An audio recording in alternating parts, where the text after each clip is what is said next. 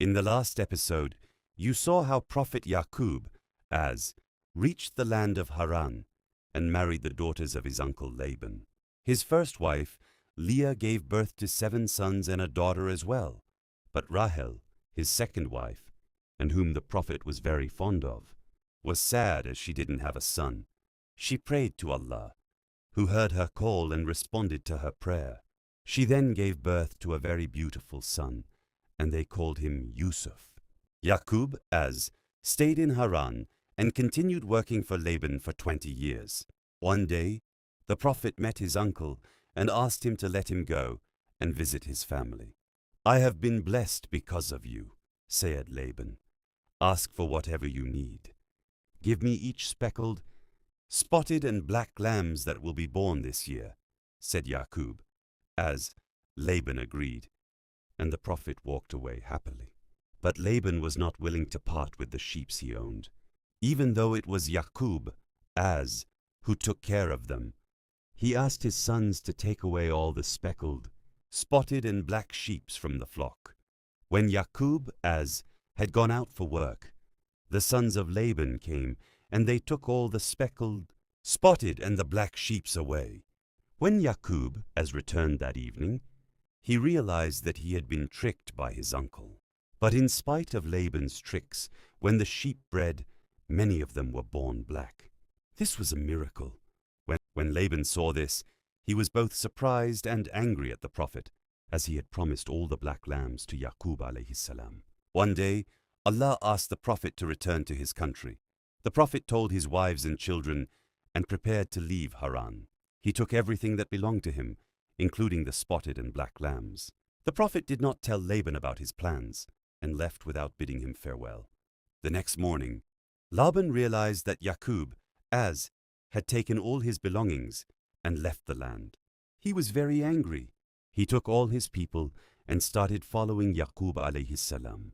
They traveled for many days and nights following Yaqub Alaihissalam, and finally they caught up with the Prophet.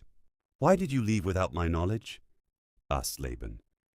"If you had told me that you were leaving, we could have celebrated this occasion with a feast, and I could have bid farewell to my daughters as well." The Prophet talked to Laban, and it was decided that they will part ways. They sat on a hill called Galid, and they made a covenant there. It was decided that neither of them would enter the land of the other from that day. All of them then ate the food together. Then each bade the other farewell as they departed, each returning to his own country. The Prophet and his family walked, then started traveling towards his country. One day, at the break of the dawn, Prophet was sitting outside his tent when an angel appeared before him in the shape of a man. Then the angel started to wrestle with the Prophet. They fought neck to neck until the angel injured the Prophet's thigh, and the Prophet became lame. The sun had started rising up by now, and the angel asked him, "What is your name?" "Yaqub," replied the Prophet. "From this day you shall be called Israel," said the angel, and vanished into thin air. The Prophet could not believe his eyes, and he realized that the man was actually an angel. They then continued traveling for many days. When the Prophet reached the land of Seir, he sent a messenger ahead to Esau, asking forgiveness. The next day, the messenger returned with the news that Esau was riding toward him, with some 400 men. The Prophet was afraid, so he prayed to Allah, Aduti, seeking his help. The Prophet then prepared a great present for his brother. He asked his servants to take 200 goats, 200 ewes, 30 camels, and many other animals along with them. He asked them to go ahead before him. "When you meet my brother," he said, "he will ask you who you are, and you should say they belong to your servant Yaqub, and the animals are the present for his master Esau." The slaves did as they were asked to, and went ahead of the Prophet. After 2 days, the Prophet then traveled toward his country.